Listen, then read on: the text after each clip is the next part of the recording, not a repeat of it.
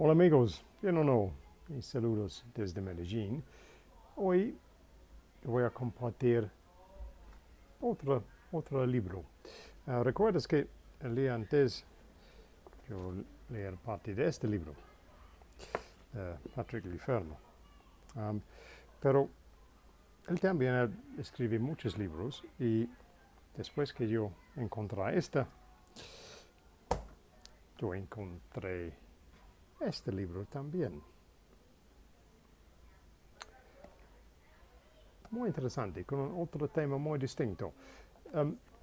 Fue la práctica de este autor durante el tiempo que él quiere escribir sus libros, para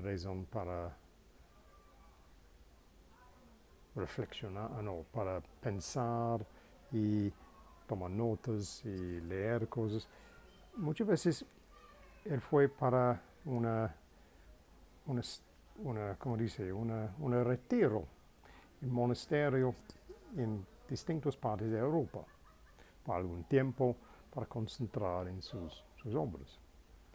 Yo voy a compartir aquí un parte con este libro que él escribió en el año 1957, con su experiencia cuando él visita un monasterio en Francia.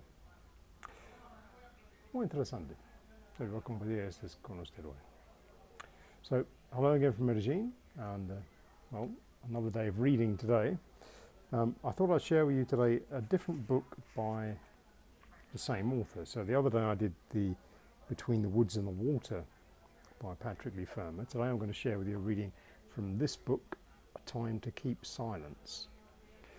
Now the author in this case is quite an interesting gentleman, because apart from being a famous author, and during his time he was also a member of the Special Forces of England in Greece during the Second World War. But he wrote this book in 1957, this account we're going to read today. During his career as a writer, he would often spend time in monasteries in a time of retreat, and he did this throughout different places in Europe. Apparently not particularly from a religious conviction, but more from to enjoy the kind of the silence and the change of routine and the seclusion, it would seem. So I'm going to read you a little bit about his account when he entered a monastery, a very famous monastery in France. And it's kind of an interesting description. His writing style, as you know, is very descriptive particularly, but I hope you find this one interesting. So without further ado, we'll read you this bit. So this is him visiting the Abbey of St. Wandrille de Fontenelle in France. My first feelings in the monastery changed. I had lost the sensation of circumambient and impending death, of being by mistake locked up in a catacomb. I think the alteration must have taken about 4 days. The mood of dereliction persisted some time, a feeling of loneliness and flatness that always accompanies the transition from urban excess to a life of rustic solitude. Here in the Abbey, in absolutely unfamiliar surroundings, this miserable bridge passage was immensely widened. One is prone to accept the idea of monastic life as a phenomenon that has always existed, and to dismiss it from the mind without further analysis or comment. Only by living for a while in a monastery can one quite grasp its staggering difference from the ordinary life that we lead.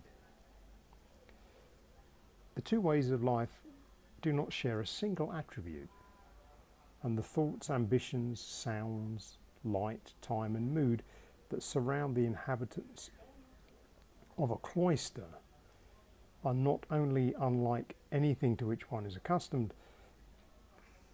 but in some curious way seem its exact reverse. The period during which normal standards recede and a strange new world becomes reality is slow, and at first acutely painful. To begin with, I slept badly at night and fell asleep during the day. Felt restless alone in my cell and depressed by the lack of alcohol, the disappearance of which has called a sudden halt in the customary monsoon. The most remarkable preliminary symptoms were the variations of my need of sleep. After initial periods of insomnia, nightmare, and falling asleep by day, I found that my capacity for sleep was becoming more and more remarkable, till the hours I spent in or on my bed vastly outnumbered the hours I spent awake, and my sleep was so profound that I might have been under the influence of some hypnotic drug. For 2 days, meals and the offices of the church, Mass, Vespers and Compline, were almost my only lucid moments. Then began an extraordinary transformation. This extreme lassitude dwindled to nothing. Night shrank to 5 hours of light, dreamless and perfect sleep, followed by awakenings full of energy and limpid freshness. The explanation is simple enough. The desire for talk, movement and nervous expression that I transported from Paris found in this silent place no response or foil, evoked no single echo. After miserably gesticulating for a while in a vacuum, it languished and finally died for lack of any stimulus or nourishment. Then the tremendous accumulation of tiredness, which must be the common property of all our contemporaries, broke loose and swamped everything. No demands, once I had emerged from that flood of sleep, were made upon my nervous energy. There were no automatic drains, such as conversation at meals, small talk, catching trains, or the 100 anxious trivialities that poison everyday life. Even the major causes of guilt and anxiety had slid away into some distant limbo, and not only failed to emerge in the small hours as tormentors, but appeared to have lost their dragonish validity. This new dispensation left 19 hours a day of absolute and godlike freedom. Work became easier every moment, and when I was not working, I was either exploring the abbey and the neighbouring countryside or reading.